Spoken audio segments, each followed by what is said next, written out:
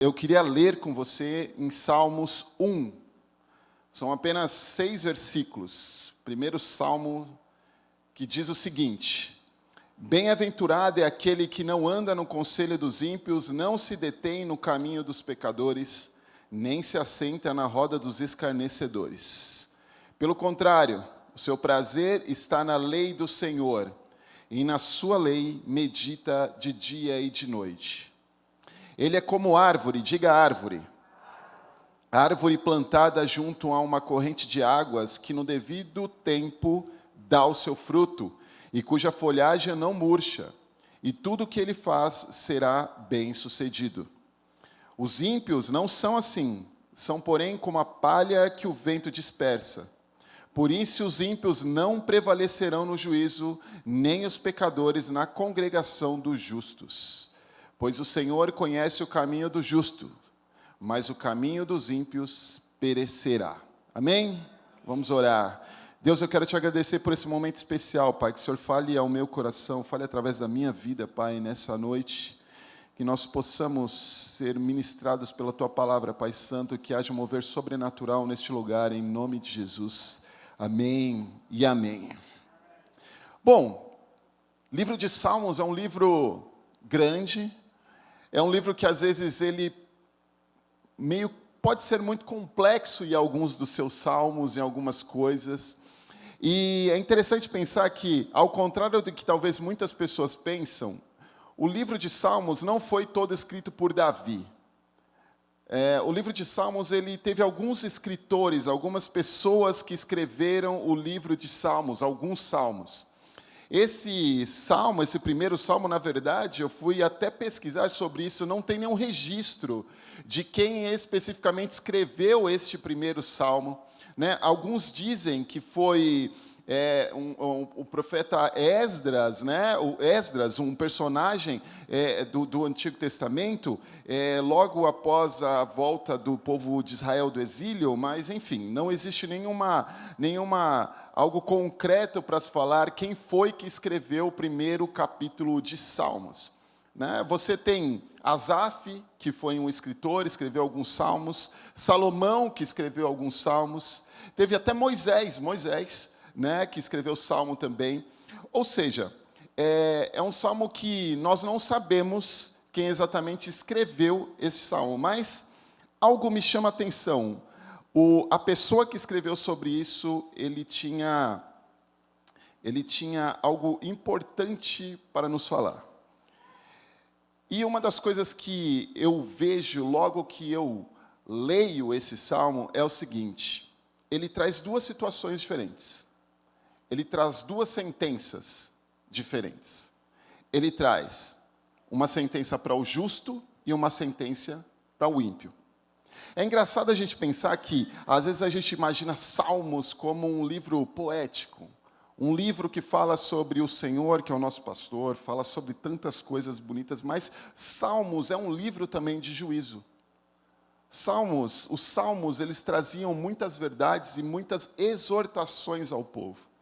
E logo nesse primeiro salmo, Deus traz essas duas sentenças. Ele fala sobre o justo e fala sobre o ímpio. Ele fala sobre as consequências daqueles que obedecem à palavra de Deus e as consequências daqueles que desobedecem à palavra de Deus.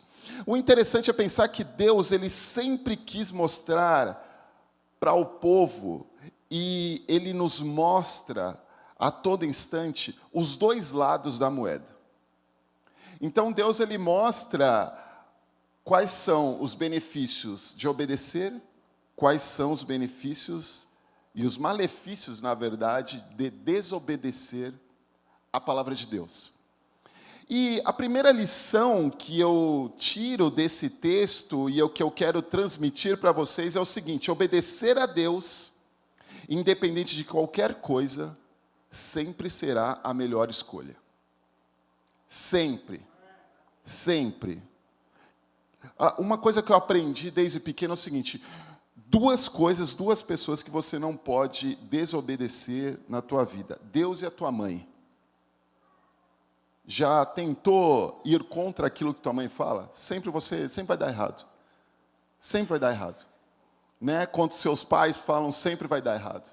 E é interessante pensar que Deus, Ele é como os nossos pais. Ele é como a pessoa que sabe muito mais, sabe os nossos caminhos, sabe aquilo que nós precisamos. A palavra de Deus fala no livro de Salmo 139 que antes que a palavra me tenha chegado à boca, Deus já sabe o que nós vamos dizer. Amém? Então, obedecer a Deus, independente de qualquer coisa, sempre será a melhor escolha. E aí, eu penso que, trazendo essa ideia de que Deus sempre Ele nos dá o poder da escolha, Deus sempre nos mostra os dois lados da moeda na caminhada nossa com Ele. Eu quero ler com você uma história que fala exatamente sobre essa questão de andar no conselho dos ímpios. Primeiro versículo fala, bem-aventurado aquele que não anda no conselho dos ímpios. Mas eu quero falar sobre algumas pessoas que andaram em conselhos errados. Deuteronômio 30, de 15 a 20, diz o seguinte, vejam, hoje coloco diante de vocês a vida e o bem, a morte e o mal. Coloco diante de vocês. Se guardarem o mandamento que hoje lhes ordeno, que amem o Senhor seu Deus, andem nos seus caminhos e guardem os seus mandamentos, os seus estatutos e os seus juízos, então vocês viverão e se multiplicarão. E o Senhor seu Deus os abençoará na terra em que estão entrando para dela tomar posse. Até aqui está maravilhoso. Mas se o coração de vocês se desviar e não quiserem ouvir, mas forem seduzidos e se inclinarem diante de outros deuses e os servirem, então hoje lhes declaro que certamente perecerão. Não permanecerão muito tempo na terra na qual, passando o Jordão, vocês vão entrar para dela tomar posse. Hoje tomo o céu e a terra por testemunhas contra vocês, que lhes propus a vida e a morte, a bênção e a maldição. Escolham, pois, a vida. Deus dá já a dica de ouro, para que vivam, vocês e os seus descendentes, amando o Senhor seu Deus, dando ouvido à sua voz e apegando-se a Ele. Pois disto depende a vida e a longevidade de vocês. Escolham a vida, fala mais uma vez, para que habitem na terra que o Senhor, sob juramento, prometeu dar aos pais de vocês, a Abraão, Isaque e a Jacó. Aqui, na verdade, para trazer o contexto para vocês, Deuteronômio ele é um livro onde existem vários discursos de Deus através de Moisés para o povo, porque o povo ele sai do Egito, o povo ele caminha durante muitos anos no deserto, e sobre a promessa de Deus deles irem para uma terra prometida, né, a terra que mana leite e mel, e nesse momento, nesse texto, é o momento onde eles estão a passos de entrarem nessa terra prometida. E Deus, ele traz alguns discursos, uma sequência de discursos para Moisés, e fala, Moisés, eu quero que você fale isso para o povo. E um desses discursos é sobre isso. É por isso que ele fala, passando o Jordão, porque a partir do momento que eles passassem o Jordão, eles estariam próximos dessa terra. Mas vamos voltar um pouquinho no livro de Números 13, de 25 a 31, que diz o seguinte, depois de 40 dias, voltaram a espiar a terra. Vieram a Moisés, a Arão e a toda a congregação dos filhos de Israel em Cádiz, no deserto de Parã. Fizeram um relato do que tinham visto. A eles e a toda a congregação mostraram-lhe os frutos da terra. Uma pausa aqui. Voltando, aqui nós estamos com o povo já perto de entrar. Voltando um tempo para trás, a primeira vez que o povo esteve perto da terra, porque quando eles saem do Egito, o trajeto entre o Egito e a Terra Prometida não era tão grande. Mas, não sei se você sabe, diante dessa história que nós estamos lendo agora, Deus, ele não permite que o povo entrasse, e o povo começa, por muitos anos, a andar pelo deserto. A andar pelo deserto. Então, nós temos essa situação, a primeira vez que o povo enxerga, o povo está perto da terra prometida, e Moisés ele envia os espias, e vão lá e espiem a terra prometida, nos tragam um relato sobre isso. E nós estamos nesse texto agora, quando os espias eles voltam da terra prometida. E eles relataram a Moisés, disseram, versículo 27, fomos à terra a qual você nos enviou, de fato, é uma terra onde mana leite e mel. Estes são os frutos dela. Mas o povo que habita nessa terra é poderoso e as cidades são muito grandes e fortificadas. Também vimos ali os filhos de Anak. Os amalequitas habitam na terra de Negueb. Os heteus, os jebuseus e os amorreus habitam nas montanhas. Ou seja, os caras já vêm com uma energia lá embaixo para a situação que eles tinham pela frente. Os cananeus habitam perto do mar e na beira do Jordão. Então Calebe fez calar o povo diante de Moisés e disse, vamos subir agora e tomar posse dessa terra, porque somos perfeitamente capazes de fazer isso. Porém, os homens que tinham ido com ele disseram, não podemos atacar aquele povo, porque é mais forte do que nós.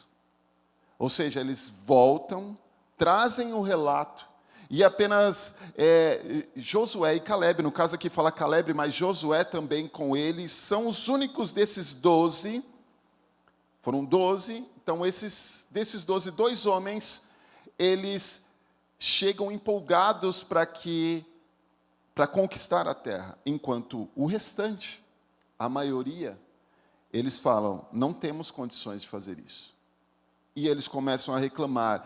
E um pouco mais para frente, Números 14, 20 e 24, fala o seguinte, o Senhor respondeu, depois de tudo isso, conforme você me pediu, eu perdoei. Moisés pede ainda que Deus perdoe a murmuração do povo e a descrença deles de poderem conquistar aquela terra. Porém, tão certo como eu vivo e como toda a terra se encherá da glória do Senhor, nenhum dos homens que viram a minha glória e os prodígios que fiz no Egito e no deserto, e mesmo assim me puseram à prova, já 10 vezes, e não obedeceram a minha voz, nenhum deles verá a terra que com juramento prometi a seus pais, sim, nenhum daqueles que me desprezaram a verá. Porém, o meu servo Calebe, visto que nele houve outro espírito, perseverou em seguir-me. Eu o farei entrar na terra que o espiou, e a sua descendência a possuirá. Aí nós voltamos para Deuteronômio. Depois de todo esse trajeto, depois de tudo isso, eles perambulam pelo deserto durante anos, e conforme a determinação de Deus, aquela geração morre, outra geração nasce, e aí eles estão em Deuteronômio, perto de entrar. Mas é interessante pensar que, mesmo eles estando prestes a entrar, mesmo sendo uma nova geração, o que Deus faz? Deus novamente apresenta 2 situações para eles. Não façam como fizeram os outros. Sejam diferentes. Sejam diferentes. Escolham a vida. Nossas escolhas determinam o nosso futuro. Seja aqui na terra, ou até o caminho para a eternidade. Até porque, quando nós estamos aqui na terra, nós estamos num processo de santificação. Nós fomos salvos, nós somos alcançados por Jesus. Deus colocou em nós o Espírito Santo dele, e nós estamos agora num processo de santificação, nós estamos num processo de busca dessa perfeição, que na verdade nós teremos quando nós tivermos o nosso corpo glorificado. Mas enquanto nós estamos aqui nessa terra, nós estamos nesse processo onde nós precisamos fazer escolhas corretas. E quando o salmista, ele fala, bem-aventurado aqueles que não andam no caminho, nos conselhos dos ímpios, é sobre isso que nós estamos falando. Josué e Calebe, 2 homens que entenderam o que era o poder, entenderam ao Deus que eles serviam, eles sabiam que eles podiam entrar naquela terra, eles sabiam que eles podiam conquistar aquele lugar, porque eles já tinham visto. Deus fala sobre isso, Deus fala sobre os milagres, Deus fala sobre o Mar Vermelho. Josué estava lá, Calebe estava lá, eles entenderam sobre aquilo, mas existiam 10 homens que não entenderam sobre aquilo, ou seja, o povo foi ao conselho de 10, ao invés de ir ao conselho de 2 que estavam falando e entendiam quem era o Deus que eles serviam. Você entende o impacto das coisas? As nossas escolhas, e quando nós decidimos ir por conselhos que não devemos ir, isso impacta não somente as nossas vidas, mas impacta as pessoas que estão ao nosso redor. Aquela geração, ela morreu. Imagina aquela geração que sofreu no Egito, que sofreu, que foi açoitada, que foi escrava, poderia ter a oportunidade de entrar na terra prometida, mas não entrou porque fizeram escolhas erradas, porque escolheram ir por conselhos que não deveriam ter seguido. E Josué e Calebe foram 2 homens que Deus honrou. Josué, talvez você não saiba, foi o sucessor de Moisés, aquele que liderou o povo. Quando nós fazemos escolhas corretas na nossa vida, Deus, Ele nos abençoa. Josué e Calebe são a prova disso. Josué e Calebe são o versículo 1 de Salmos 1. Bem-aventurado aquele que não anda no conselho dos ímpios. Não andar no conselho dos ímpios é perseverar e saber que existe um Deus que é o dono da minha vida e o dono da minha caminhada. Pare de buscar conselhos errados com pessoas erradas. Essa semana, pastor Gui pregou sobre isso, ele falou assim, busque na palavra de Deus. A Bíblia é o nosso manual de fé e prática. É claro que existem pessoas que Deus levanta para serem instrumentos nas nossas vidas, para serem boca de Deus nas nossas vidas, para serem pessoas que são usadas por Deus para abençoar as nossas vidas. Procure andar no conselho daqueles que buscam o Senhor, que amam ao Senhor, e principalmente no conselho do que a palavra de Deus diz. Não sejam como o insensato. Eu queria trazer um pouquinho mais para frente nesse versículo. Nós vamos voltar, na verdade, nesse salmo em alguns versículos, mas eu quero algo que me chamou a atenção. Eu falei, eu acho que essa talvez seja a ordem cronológica correta para essa mensagem de hoje. No versículo 4, fala o seguinte, em Salmos 1. Os ímpios não são assim, são, porém, como a palha que o vento dispersa.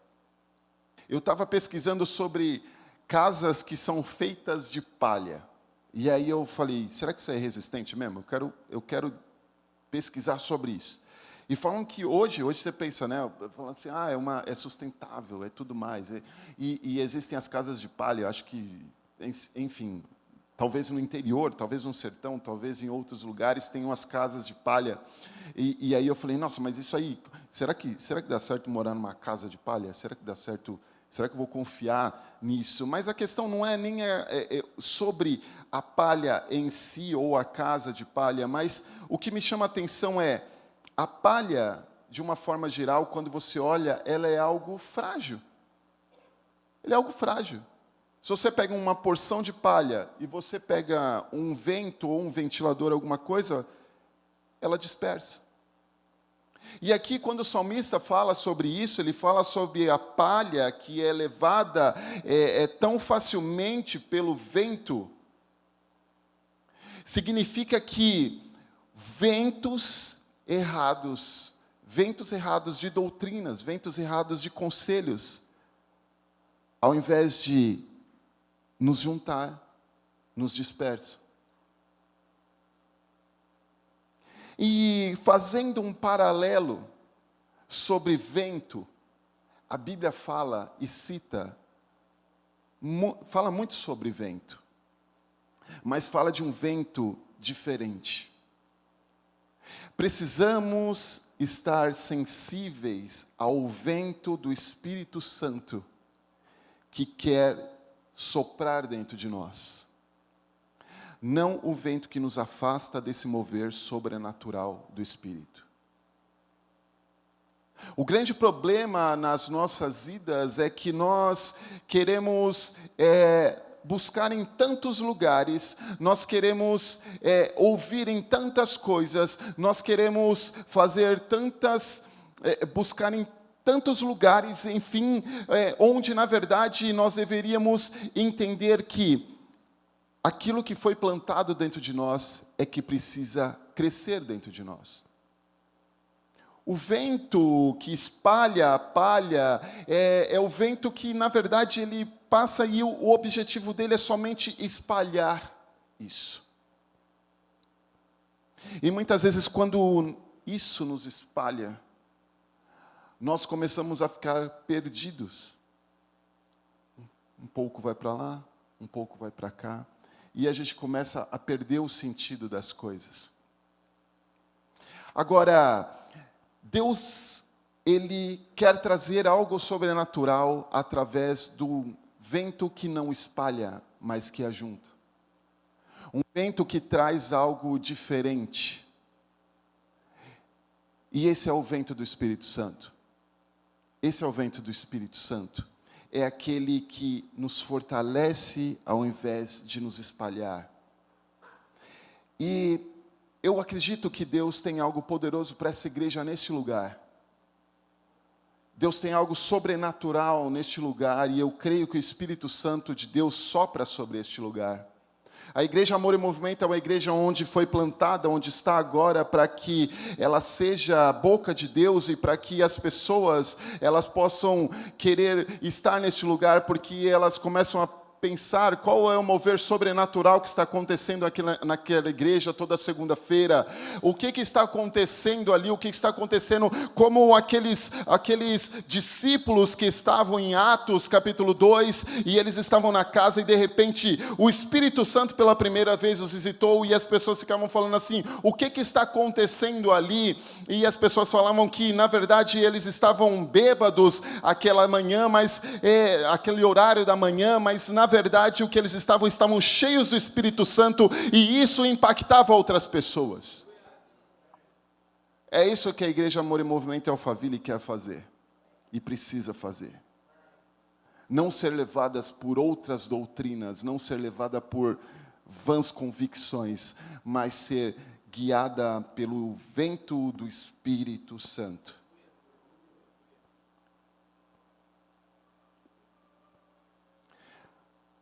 Caminhando um pouquinho mais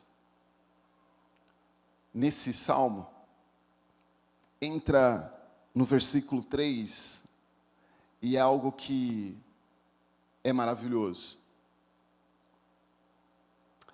Fala o seguinte: ele é como uma árvore plantada junto a uma corrente de águas, que no devido tempo dá o seu fruto, e cuja folhagem não murcha. E tudo o que ele faz será bem sucedido. Uma árvore, ela precisa que as suas raízes recebam água. Isso não é espiritual, isso é algo prático, isso é botânico, isso é algo da natureza, do que Deus criou. Então, uma árvore sem raiz, ela cai, uma árvore sem raiz forte, ela cai. Uma árvore que as suas raízes não recebem o nutriente, principalmente da água, ela morre.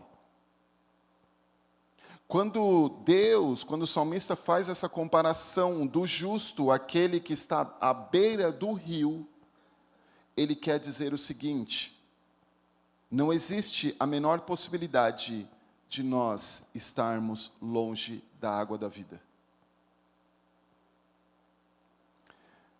Deus é o rio da vida.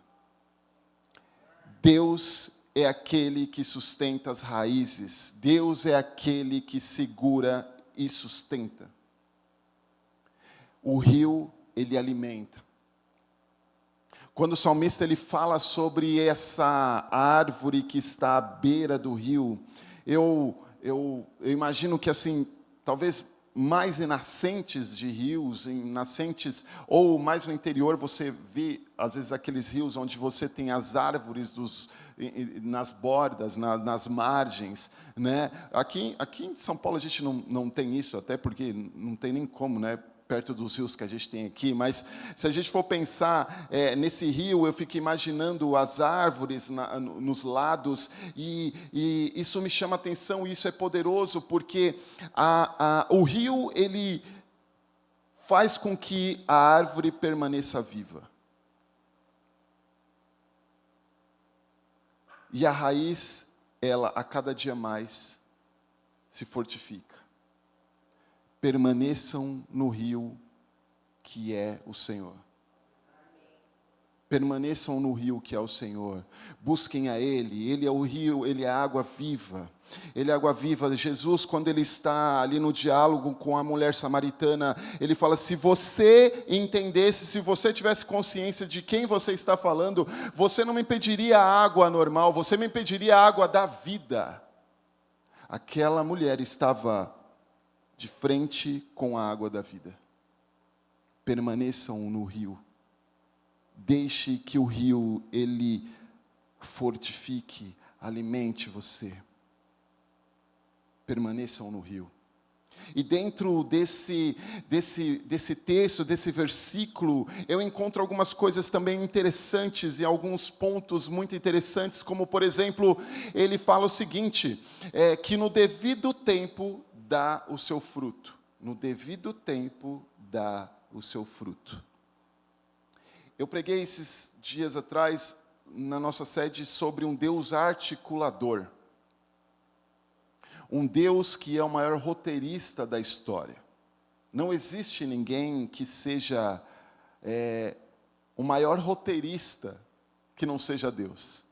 Sabe por quê? Porque às vezes, e eu falei sobre isso na pregação, a gente não tem a capacidade, nós estamos chegando no fim do ano e a gente começa agora a pegar o papel e a caneta, o bloco de notas, enfim, e a gente começa a anotar as nossas metas para 2025. Às vezes a gente não tem capacidade de cumprir 6 meses das metas de 2025.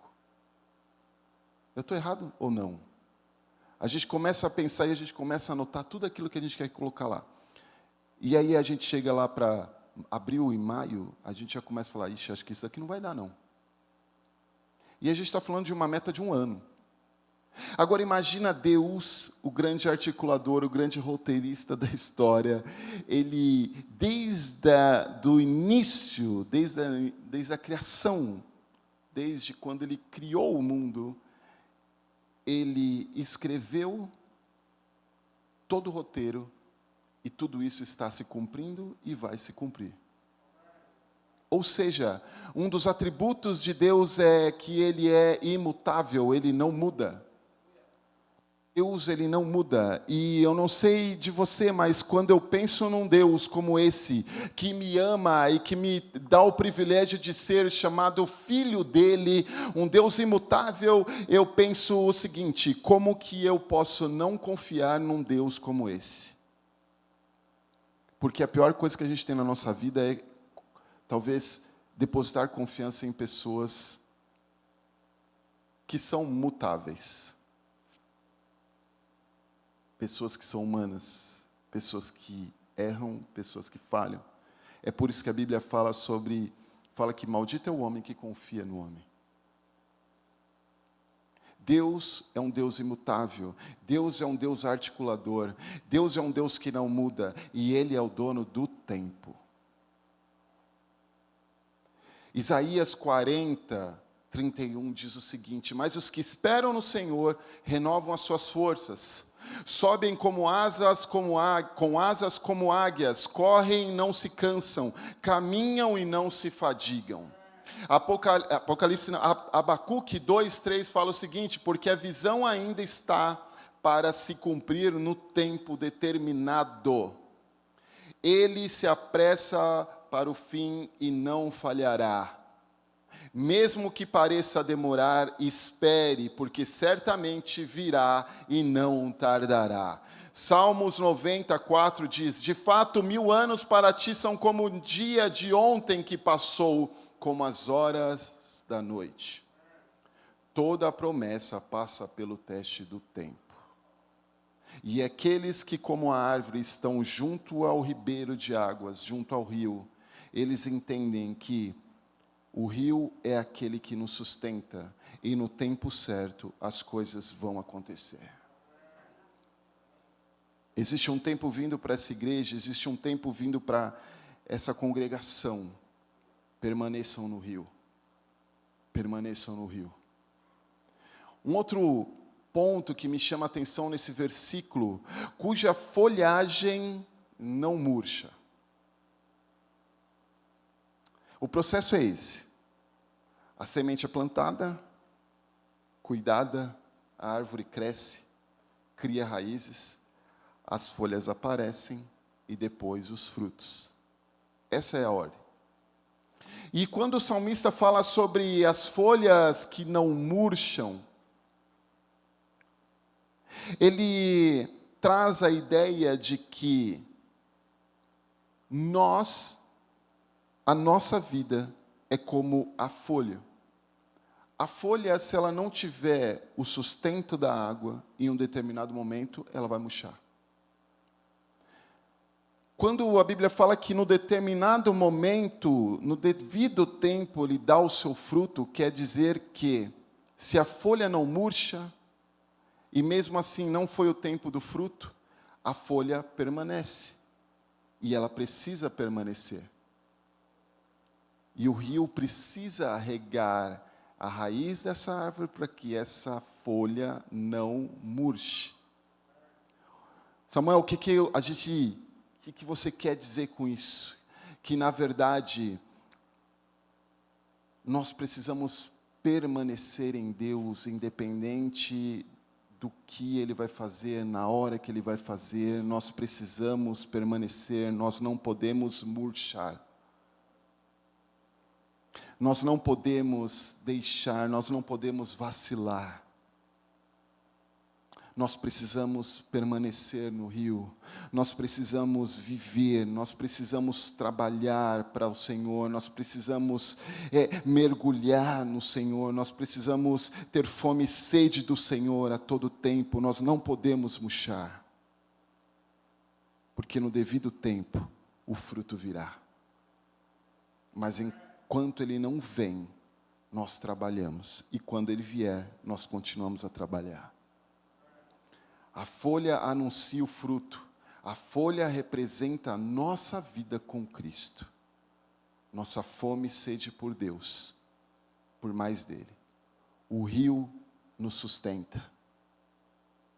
O rio de Deus nos sustenta. Somos como árvores plantadas à beira do rio. O rio, ele tem alguns pontos, alguns significados na Bíblia. Por exemplo, para tempos difíceis, Salmo 137:1 fala o seguinte: às margens do rio da Babilônia, nós nos assentávamos e chorávamos, lembrando-nos de Sião. Aqui, esse salmo fala sobre quando o povo de Deus, ele foi preso, ele foi levado como cativo, como escravo para a Babilônia. Por quê? Porque desobedeceu a Deus. E é interessante pensar que Deus, ele fala para aquele povo, mesmo na Babilônia, eles falam assim: cresçam, multipliquem-se, tenham filhos, prosperem ali dentro, e a gente pensa assim, como que eu posso estar num lugar onde, na verdade, eu estou como escravo, e Deus, Ele fala para mim, prospere, faça, criem, tenham filhos, criem famílias ali dentro. Por que isso? Porque mesmo o povo sendo levado como cativo, Deus não os abandonou. E no momento certo, as coisas, eles seriam libertos daquele lugar. Mas eles precisavam aprender algumas coisas. E tempos difíceis na nossa vida nos faz aprendermos algumas coisas e principalmente a dependermos mais de Deus. Às margens dos rios da Babilônia, nós nos assentávamos e chorávamos. Isso é maravilhoso. Porque aqui me dá a impressão de que imagine alguém, pessoas que estavam chorando à beira do rio, e o rio levava as suas lágrimas. Aqueles que permanecem no rio, aqueles que permanecem no centro da vontade de Deus, não quer dizer que não terão momentos de dificuldade, não terão momentos difíceis, mas as lágrimas que nós choramos diante do altar de Deus, diante do rio, Ele leva embora. E a alegria vai vir. Tempo de esperança. Ezequiel 47:12, árvores frutíferas de toda espécie crescerão em ambas as margens do rio. Suas folhas não murcharão e os seus frutos não cairão. Todo mês produzirão, porque a água vinda do santuário chega a elas. Seus frutos servirão de comida e suas folhas de remédio. Aquilo que nós vamos colher e vamos semear, tanto individualmente como essa igreja, servirão de bênção para outras pessoas. Isaías 58:11, o Senhor o guiará constantemente, satisfará os seus desejos numa terra ressequida, pelo sol lhe fortalecerá os seus ossos. Você será como um jardim regado, como uma fonte cujas águas não faltam. Salmo 46:4, há um rio cujas águas alegram a cidade de Deus, o santuário das moradas do Altíssimo. Tempos difíceis, tempos de esperança, tempos de alegria. Para todos aqueles que permanecem no rio e as folhas não murcham. Ainda no versículo 3, a Bíblia é maravilhosa, na verdade. Em um versículo a gente tira tantos ensinamentos. E tudo o que fizer será bem sucedido. Faça a sua parte. Espere o fruto no tempo certo. Enquanto isso, permaneça junto ao rio. Não deixe que as folhas murchem. E ele fala, obedecendo essa ordem, o que fizer será bem sucedido. Ser bem sucedido aqui, eu não acredito que seja uma prosperidade tão pessoal, mas sim uma prosperidade na vida de outras pessoas. Nós somos bem-sucedidos, aqueles que amam ao Senhor, aqueles que se entregam a Ele, entendem que ser bem-sucedido é servir ao Senhor, servir aos outros e ser bênção na vida de outras pessoas. Mesmo nas dificuldades. Quantas vezes, você pode imaginar, às vezes você está naquele dia que você precisava de uma oração e aí aparece alguém que quer uma oração sua. Difícil isso, né? Você precisa de uma oração, mas você precisa ser bênção na vida de outras pessoas. Mas aqueles que andam com Deus, eles entendem que existe algo sobrenatural dentro de nós, que só aqueles que amam e caminham com Ele podem ter. O resultado de uma vida íntegra com Deus é o que vemos nas pessoas ao nosso redor. Isso é ser bem-sucedido. Sucesso, ser bem-sucedido, é ter uma vida íntegra com Deus e servir aos outros e ser bênção na vida de outros. quando nós estamos plantados junto ao rio, as nossas folhas não murcham, nós esperamos o fruto no tempo certo, embora seja difícil, seja doloroso. O salmista ainda nos dá mais uma ordem, ele ainda nos dá mais uma sentença, ele fala: se você fizer tudo isso, você vai ser bem-sucedido. Entenda, você vai ser bem-sucedido para você também, mas acima de tudo para outras pessoas. O quanto você tem abençoado outras pessoas, o quanto você tem sido bênção na vida de pessoas no teu trabalho, ao redor, na tua vizinhança, no teu prédio, o quanto você tem sido bênção na casa de Deus. Ser bem-sucedido é isso.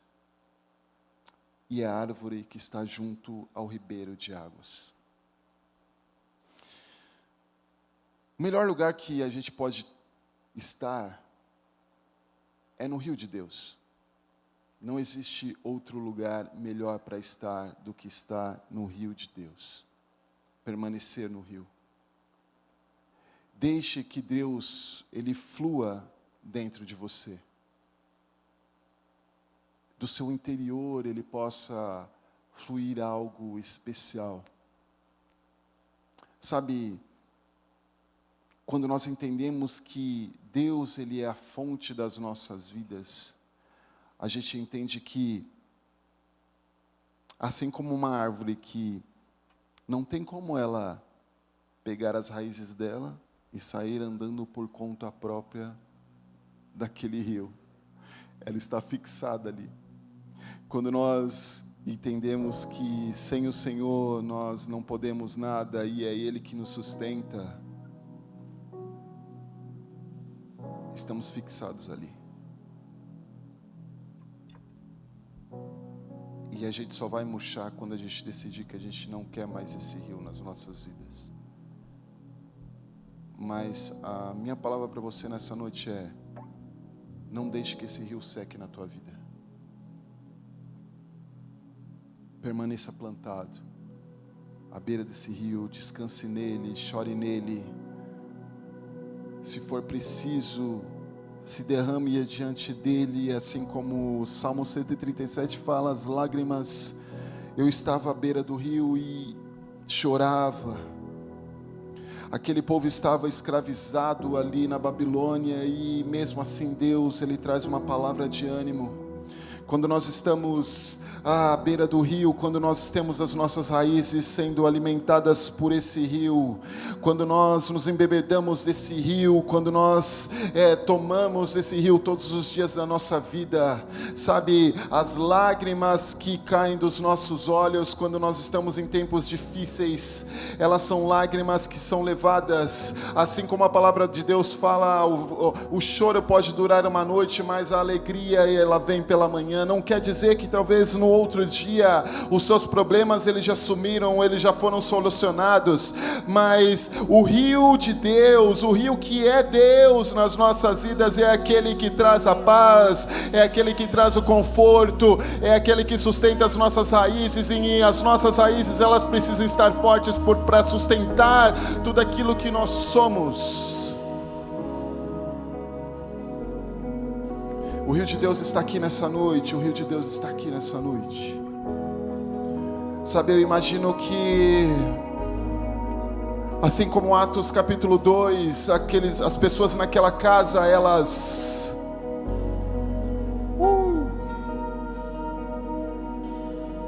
As pessoas ali naquela casa, elas receberam... E a Bíblia fala que como um vento com um barulho muito forte, o Espírito Santo de Deus caiu naquele lugar e pessoas começaram a falar em línguas, e pessoas começaram a falar em línguas estranhas, e as pessoas elas foram cheias do Espírito Santo. Eu creio que esse rio e esse fogo, esse vento, ele está aqui nessa noite. Resta saber se você vai deixar esse espírito, esse vento entrar na tua vida. Resta saber se você vai ficar ali junto ao rio, ou você vai ser aquela palha que é dispersa junto com o vento de outras doutrinas, vento de coisas que você procurou, que você tenta procurar, quando na verdade o rio está aqui, o rio está passando e Ele quer você nele. Deus está aqui nessa noite, o Espírito Santo dele está aqui.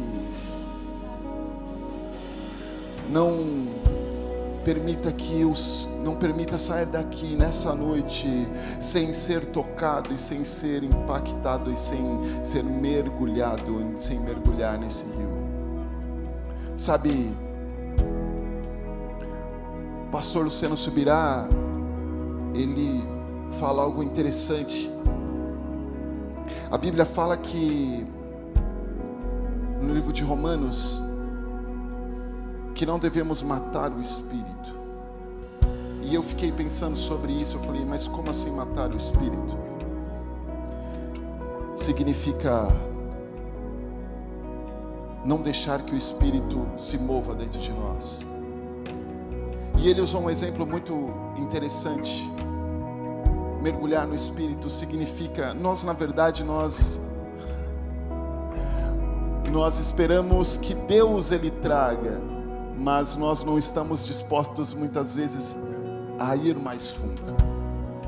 Quando você entra à beira de um rio e você molha os seus pés, você vai entrando aos poucos e bate na sua canela, bate no seu joelho, e de repente está aqui na tua cintura, e de repente está no seu peito. E imaginem que esse rio que você está entrando é o rio de Deus, um mover na tua vida. E vai ter um momento que você vai entrar e a água vai ficar aqui. E você vai dar mais alguns passos e você não vai conseguir mais sentir o fundo. É nesse momento que o Espírito Santo te tem.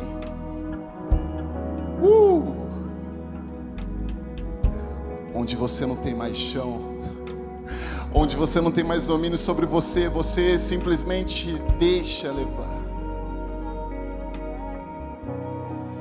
Mas você tomou a atitude de entrar. E Deus quer que você não tenha mais os chãos que te sustentam, aquelas coisas que você tinha como sustento da tua vida, porque o rio, ele quer que você se entregue por inteiro. Queria que você abaixasse a cabeça, fechasse seus olhos, nós vamos orar. Pai Santo, nós te agradecemos, Pai, por esse momento especial, Pai Santo, aqui na tua casa, Pai. E nessa noite, Pai Santo, não sou eu que quero isso, não é o pastor Silas, não é a equipe de louvor que quer isso, não na verdade é o que o teu Santo Espírito quer trazer para essa noite aqui, para este lugar, Pai Santo, porque eu sei que o Senhor trouxe pessoas aqui nessa noite que precisavam, Pai, ser ministradas como eu fui ministrado, Pai, quando o Senhor trouxe essa palavra ao meu coração, Pai Santo. Nós queremos ser transbordados, Pai, pelo teu rio, Pai Santo, onde nós não tenhamos mais o poder sobre nós mesmos, onde os nossos pés eles não encontram mais os chãos, aquele chão que achávamos que era o nosso sustento, Pai Santo, mas que nós possamos ter a atitude de nos entregarmos para o teu Espírito, não deixarmos que ele morra dentro de nós, mas que ele viva dentro de nós, Pai Santo, que esse rio nos leve, Senhor Deus, para mais perto de Ti, Senhor Deus, para podermos experimentar, Senhor, mais a Tua intimidade, Pai Santo, que nós possamos ter mais intimidade contigo, Pai Santo, que nessa noite o Teu rio invada cada coração aqui, que nós possamos ser como essa árvore plantada junto a ribeiros de águas, que nós possamos nos entregar diante de Ti, tirando as nossas máscaras, as nossas imperfeições, as nossas fortalezas, e possamos deixar com que o Teu rio nos leve, Pai.